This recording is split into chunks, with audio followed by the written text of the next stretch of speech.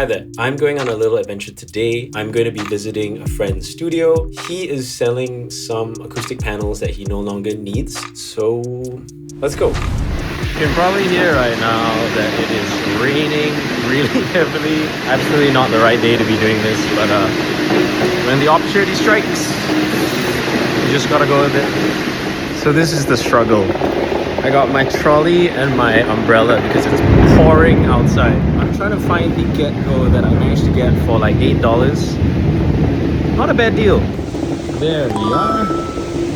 Okay, we're in the car. I'm trying to find the slot for the card. I am still on time, so let's go. Alright, got here a bit early.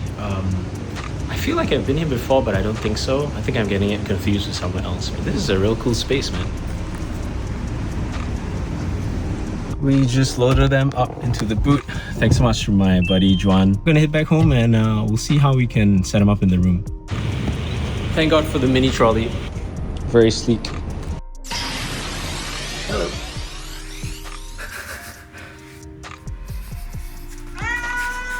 I'm back in the studio. I was a bit afraid that the panels would be too heavy, but they are actually not too bad. It's a 60 by 120 panel, which is actually the same size as the panels I have in my room already. Just that these have a rock wool inside them. Before I set them up, let's give it a good clean.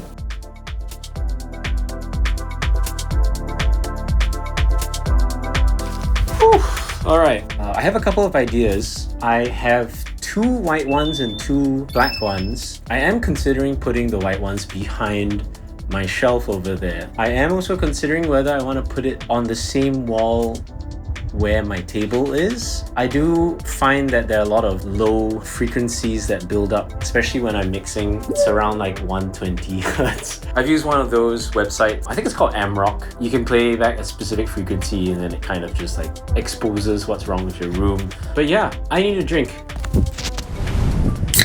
This thing on. It is the day after I went to collect the panels. It's quite late in the day already because in the morning I was quite busy doing some production work. You'll see that I've actually changed out 2 of the panels here. And of course, a new addition to the studio. Here we have a 2026 calendar. It's already March and I just put it up. I actually bought this for my wife. It is now mine. But yes, there are 2 more that I intend to swap out. The ones that I am taking down, I want to place behind my studio desk. Having these extra 5 acoustic panels, I think it's definitely going to help absorb more of the sound. It may not completely treat all of the symptoms of a room, but I think at least for the kind of work that I do, I think it's just right. And more importantly, these things cost money. They're not cheap, and sometimes waiting for a good deal is probably the best option. If you've ever tried looking for secondhand acoustic panels on Carousel or other secondhand platforms, you'll know that it's quite hard to come by, especially ones that are made with a wooden frame and that actually have rock wool insulation inside. Let me now finish the job and put the rest of the panels where they need to be. Is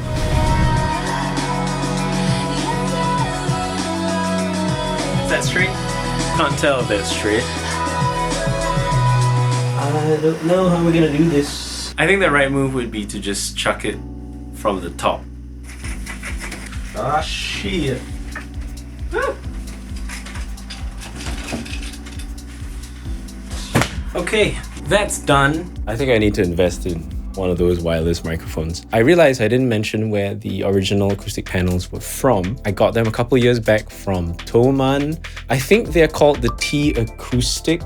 I could be totally wrong. You might be wondering why I even got acoustic panels in the first place. The misconception sometimes is that these panels are for soundproofing, which is not really the case. They just help to absorb some of the extra frequencies that bounce around the room when you're playing music. If you really wanted to do it right, you would approach a company that specializes in acoustics to come into the room, and they would actually do a whole analysis of the space, take the dimensions, and figure out where certain frequencies tend to build up in the different spots of your room. But for me, as a producer in a home studio space where budget is always a concern, my philosophy is always to spend within your budget and to have a list of priorities. There's always a lot of things that you see that other people use that look really cool and look really shiny. There's always like a new VST or new plugin that you can buy when it's on sale. The companies know what they're doing. But anyway, to have that list of priorities is essential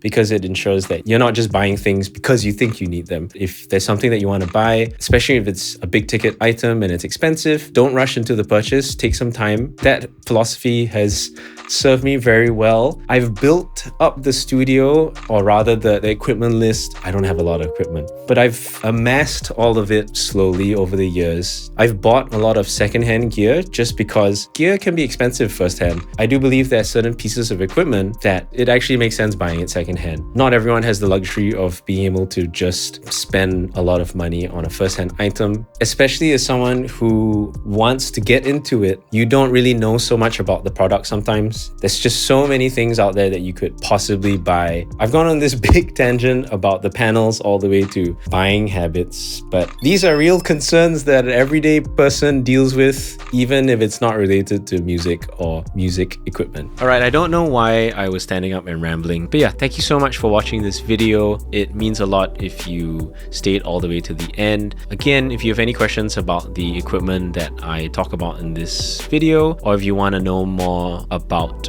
the acoustic panels, I will put a link below. And I guess I'll see you guys in the next video. Bye!